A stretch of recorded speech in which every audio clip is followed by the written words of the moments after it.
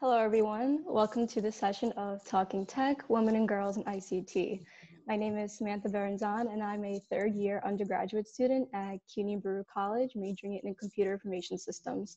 The goal of Talking Tech series includes inspiring young girls and women with the range of ICT careers available, as well as showcasing a role model woman in tech that sheds insight into their career journeys and work. I am delighted and honored to be having a discussion about tech and tech careers with Krukiel. Before jumping into the interview, I want to give a quick background on Talking Tech. It is a series celebrating girls and women in tech being recorded around the world between Girls in ICT Day 2020 and Girls in ICT Day 2021. Girls in ICT Day is an international day marked on the fourth Thursday of each April. In 2020, Girls in ICT Day was on the 23rd of April. The objectives of Girls in ICT Day are to help create a global environment that empowers and encourages girls and young women to consider studies and careers in the growing field of information and communication technologies. The Talking Tech series is brought to you by the ITU, UNICC, as in support of the Global Partnership for Gender Equality in the Digital Age. I am pleased to represent CUNY Baruch College during the session today. To kick the session off, I want to introduce you to our esteemed guest, Krukiel, who is a TEDx speaker, the general manager of the newly formed UN Digital Solutions Center, and the managing director of SARA Africa. Kate is also an entrepreneur in residence for Amber Shore Group, while serving as a mentor and advisor to startup organizations. I'm excited to begin this conversation with you, Kate. Thank you so much for being here, and welcome to Talking Tech. Thank you. It's great to be here. Okay, and so on that note, I wanted to ask, one of the main things that I was curious about is when and how did you get inspired to explore the field of technology? Quite honestly, I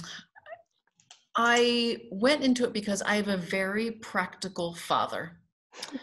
And so I went to school and I thought I was going to major in medicine to become a physical therapist. And then after a year, my father had a deal with myself and my brothers that after a year, he would come visit us at school and sit down with us, and we had to say what we're going to major in, why. We had to really think through the careers that we wanted or we could, what type of money, what type of jobs, where could we live. And at that time, I knew I'd taken my first or second computer science class, and it became more and more evident that one, I love solving problems. Two, I was good at it. And then once I really had to walk through the options from a career perspective that it would give me, then it became a no-brainer. Both options as far as the type of work that I could do, but also where I wanted to travel and explore. So it became just this open field of opportunity. Right, definitely. And, I can definitely see where you're coming from, where, you think you want to have your career in one path and then suddenly you find your interest elsewhere. So, that's really inspiring to hear that. And so on that note, what has been one of the biggest roadblocks that you've encountered during your career so far, and how are you able to overcome that? I would say the two things, one internal and two external. I think that it took me probably until 2 years ago to realize that I needed to trust my own judgment. And that takes time and experience. And when you work for big organizations, which in my career I'd worked for big consulting organizations, worked for a big software technology company called Microsoft, you have this bear behind you that picked you up. You had teams. And so you always counted on and knowing that if something went wrong, you had a team around you that could guide you. And then when I left Microsoft to then go into other things, I looked back and went, everything that I've decided to do, I was technically right. It was the path for me. And so I needed to step back and acknowledge that I had to trust my instincts and my gut. So I think myself was one of my roadblocks. The other one is organizational politics that you'll have everywhere. Sometimes they're based on gender, sometimes they're based on leadership and other priorities. And I think every employee, every person on this planet will have to deal with politics. And learning that, and quite honestly, working with the UN system from a private sector perspective helped dramatically to understand why things are done. And as soon as you get to understand that, of why decisions are being made, why people are in certain roles, then you understand how to build a good network and allies to help move you along in your career. Right, definitely. And, being able to bridge the private and the public sector, I'm assuming that's definitely a huge challenge in itself. And, with that, what motivated you to want to help these developing countries gain more access to technology and, have more access to connectivity by bridging these sectors together? I had one trip. It was actually to Jordan, to Amman, that changed my life fundamentally, both from a personal perspective and a career perspective. And so far in my career, I had worked, I'd spent 10, 11 years working with the UN system from a technology perspective, but never really getting on the ground. And on this specific trip where we were looking at supporting Syrian refugee crisis and looking at different aspects, and as soon, I had something in my head of what to expect when you go into a refugee camp or talk to the various partners, and it blew me away how wrong I was. And fundamentally, that these communities have more brain power and ideas of what can change their communities. They just need a little nudge. And so that was that fundamental shift inside me that I thought, wait, we can't go into environments assuming that we know what is needed because I come from a big technology company, because I come from an American company, because I come from this background. You have to trust those communities that they know some of the ideas. They just need a shift in access. And right then was that aha moment where I went, this is exactly what I want to do, is how do you empower, not sustain problems, but a lot of these areas, it's not, necessarily rocket science, but it's, taking those guards down and saying, okay, we're all here for the greater good. We all have something to learn, to grow, to build. Let's do that together. Yeah, definitely. And I think that's really motivational, hearing how this one trip was able to really, kickstart your career and, you know, for you being able to do something that you're passionate about, which is super inspiring. And, so on this note, I'm sure you've had multiple initiatives to combat the sustainable development goals, using the help of technology. So can you go a little bit more in depth of some of these initiatives that you've taken to work towards these goals using technology, of course? Of course. To start to answer that is, whatever organization you work for, work with, I think it's really important that you step back and understand the SDGs that are most impactful to your, you can't do all of them. Right. So even at Microsoft, we sat down and we spent a good amount of time saying, these are going to be the 5 or 6 that we know we can run with. We'll have supporting SDGs, but these are what align to our mission objectives. And now working both with the UN Digital Solutions Center and also with Sarah Africa, we do the same thing of how do we ensure that we can pick several or pick just one, do it and do it well, is what, what many people say. But specifically, the work that I've done working with refugees as part of Microsoft was probably the most impactful from an SDG perspective on enablement, from gender, equality, from access to education, and then enabling people to build their own businesses, to empower them to then get a sustainable source of income, which of course is number one on poverty.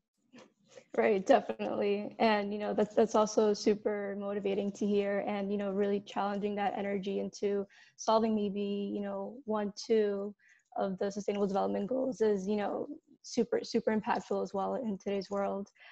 And so on that note, considering you've also had many leadership roles within the tech industry, what aspects within these roles have been the most rewarding or challenging that you may say? It's interesting because in this last year, I've had a big shift from a career perspective, and a scary one, to be honest. Jumping into an entrepreneur world, making a last minute decision to move to Kenya, pack everything up and go when I didn't have a job. So I kind of took a lot of leaps. And what I found and what I find today the most impactful is I have 10 graduate interns with Sarah Africa. I love working with them. And even actually during COVID right now, like usually we'll meet sometimes virtually once a week, and now we're meeting more virtually because, as you know, the population of Africa is over 60% youth. And I've said to them, my goal is that you can run this business, that I'm here to enable you to run this business, and then you're going to take it over from us in time. But working with them has been the most stunning, empowering, enlightening aspect that I actually didn't expect. So it's been a nice surprise for me. Definitely, and especially with everything going on, it's super admiring to hear that you're still able to connect with other interns, and something that's a new experience for both parties. So it's super motivating to hear. And so, as someone who also works on the public and private sector to create this lasting impact through various different countries, what surprises you most about the roles that you've had in your career? I think, from that private sector and public sector aspect, the thing that surprises me the most is that we don't quite get it. And what I mean by that is that I would sit in meetings and look around going, we're literally speaking different languages. We're all speaking English, but whether you're coming from the UN, you're coming from civil society, you're coming from government, you're coming from a private sector entity, we don't know how to communicate together. And what then became my role was how that we can go into one room, one meeting, and everyone understand why they're there and what they're going to benefit from that. And I'm always a bit advocate that we're there for a reason. You need to benefit, whether it's to, make money, that's fine. Be clear about that. To work on an aspect from a delivery of a community-based organization, that's fine. But that was the most stunning thing to me, that we didn't understand how to communicate. And it didn't even dawn on me until later, maybe a couple of years later, thinking, wow, that's actually my role, was how to facilitate those conversations. And if we could break down those barriers and not be so afraid of being vulnerable in those situations, we would have vastly different outcomes in some of these meetings, and collaborative meetings as well. Definitely, and I think breaking that barrier is, beneficial to everybody around, because that, breaks down the transparency that you have with people, and I think that's super important, and for bringing up that topic. And so, with that note, what has been the most crucial lesson you have learned throughout your career journey so far that brought you to where you are today?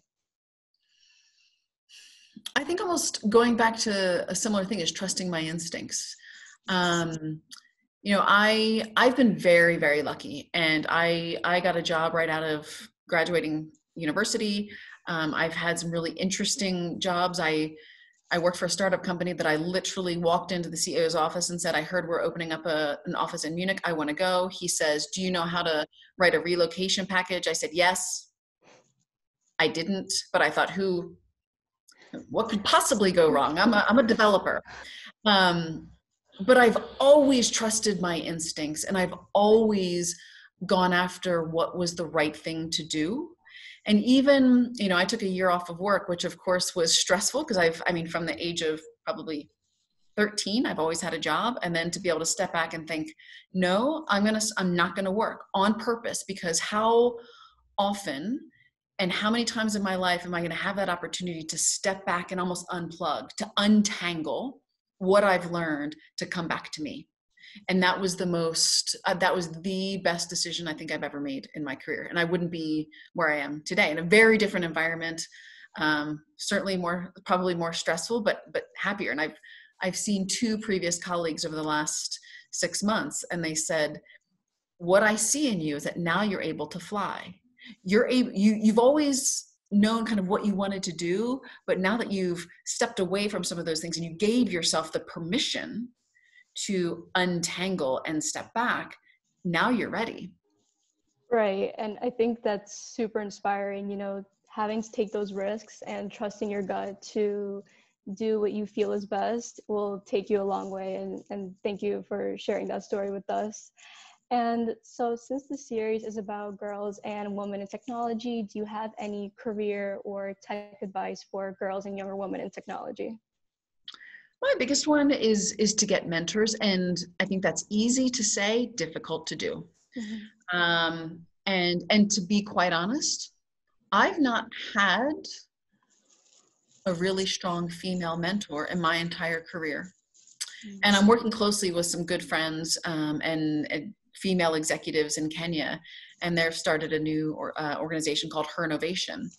And it's had amazing uptick, but we keep coming back to, we need better coaching on how to get mentors and different types of mentors, and building something that sticks. And I think that's kind of, to loop it back to why I enjoy working with my interns, is it's that aspect of making sure that there's someone that you can always ask questions to, that you can ask those awkward questions that you didn't know. But specifically on the tech side, there's still barriers that we need to break down, but we don't talk about it. And even amongst women, we don't talk about it. And so I think it's those that we need to start saying, hey, ladies, we need to, and not to exclude men, but we need to do our own justice in making sure that we're talking to everyone saying, how can I help you? What is it that you're stuck on? And building that mentorship ecosystem is really strong. And we're not there yet, but I think that's the biggest I'd say advice for young women getting into IT. Right, and I definitely agree with you on that. And as someone like myself who is trying to break into the sector as well, I think, having a female leader that's able to mentor you and, give insight onto their careers and their roles, I think it would be super impactful for any young woman looking to break into the sector right now. And Kate, again, thank you for your insight into these questions. And so I'm wondering if you have any questions that I'm able to answer. Well, I would love to know what you envision right now doing as a job. That's a really great question. So, I am still in my third year in undergraduate. And, day by day, I am still learning about how technology is used, how technology is able to impact people both locally and globally.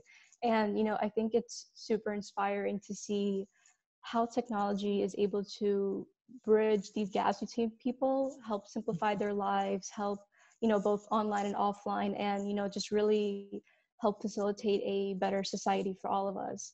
And so I can definitely see myself working in a job that values these goals and values using technology for the better good, not only for advancing their own products and services, and not only, marketing their products and services to their consumer base, but also being able to give back to other communities, other countries that may need this technology to help advance their lives.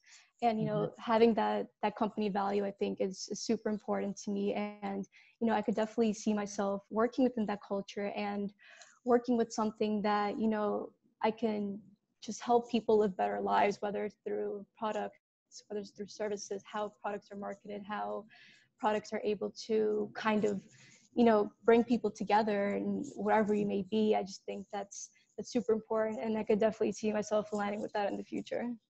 Fantastic. And I think it's such a difficult question to, and quite honestly, I don't think we should ask this question, which is kind of why I asked it, but because nobody knows what they want to do, and the world is changing, and you learn and learn and learn. And quite honestly, when I graduated with a computer science degree, I kind of knew, I said, oh, I'll use this for max 10 years, but then it's not really, like, I like coding, but I'm more of a people person. So, and then I just look at where my career took me, and it opened up so many doors. But if you had asked me, or if you told me where I was going to be today 20 years ago, I wouldn't believe you. I really wouldn't believe you. So I think it's having those, I think you're absolutely right, of understanding the ethics and morals and the core concepts of what drive you and what bring you that passion, and things will come. And sometimes Right. they're super unexpected. Yeah, Like right, definitely. the relocation package. Definitely. And, going back to your point about, not knowing what you want to do with your career, I think it's all a learning experience for sure. I'm still learning every single day, and there's so much out there. The technology field is adapting and evolving every single day. There's so many new advancements coming out and so many roles that you can dive into. And I think just being able to explore those different fields and explore your interests, explore your passions, and not really just having a set path right now, but, just following your interests and, being able to, build up on that through, internships or, other jobs that you may like. I think it's super beneficial for younger women to really see where they fit within the technology field that they may go into. Absolutely. It's an exciting field to be in, especially right now. Yeah, definitely. And so do you have any other questions that I may be able to answer? I don't think so. I would certainly like to offer you, at any time, if you need advice or somebody to chat to, I'm always here. And now that you've taught us how to use Zoom better. Thank you so much. I really appreciate that. And, to kind of bring back to the advice that you were giving younger women in tech, I kind of want to share a little bit of my 2 cents of, advice that I would give young women like myself within technology. And so I think one of the best pieces of advice that I can give that you touched on earlier is not to be afraid of change. And I know that, you were dealing with change the majority of your life. And I think younger women are just pressured into having their career paths planned out by college and following that direct path and focusing their studies on that path. And I think in today's world, and especially myself, I switched majors from marketing management to computer information systems in my 3rd year of college. So it was super last minute, and I was nervous and I was afraid of where this major change was going to take me. I have to adjust to these courses. And, as someone who,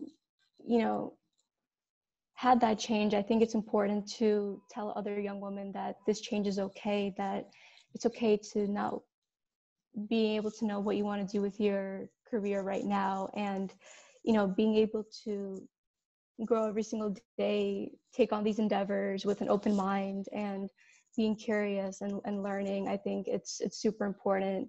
And another thing that you touched up on, so I think it's super important to have a mentor as well. Any female leader in a tech role, I think it's super important to talk to, gain insight on their roles, their careers, their life journeys, and they could potentially connect you to somebody that is in a role that aligns with your best interests and your passions. And so that keeps growing and growing your network. And I slowly begin to realize this every single day, that network is so important, and being able to, just have this trust with other young women and knowing that you're not alone, that there's people who have experienced the same thing that you did.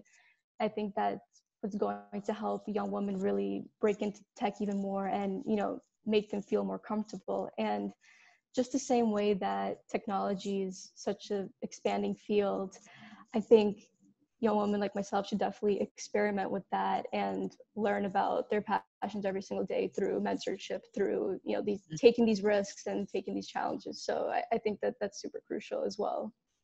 Absolutely. You're spot on. And you brought up a very critical element there, is building your network. And that is, I would say, the most important thing sometimes, because you just never know. And what's interesting being in Kenya as well, I've never been to a meeting that I don't get introduced or opened a door to something else. Never. And it's being open, it's making sure that the people around you know what you want to do and know what you're trying to do, because then 9 times out of 10, they're going to help open the next door to get you there. So I think building a strong network is absolutely critical. Definitely. And I really agree with that. And, with the more that technology is being used today, it's just so much easier to connect with these amazing young women and amazing women in tech that have leadership roles. And, it's definitely inspiring to have that advantage and, be fortunate enough to have this network that we have today. And so, yeah. And so thank you, Kate, again, for sharing all of your experiences today. I really appreciate your insight. And this wraps up our session today for Talking Tech, Women and Girls in ICT. Again, thank you for taking the time out to speak with us today and inspire us with your wisdom and knowledge. And, I really enjoyed our chat. Me too. It's been great fun and great fun learning more about you. Yeah. Thank you so much. And thank you so much to our viewers for watching.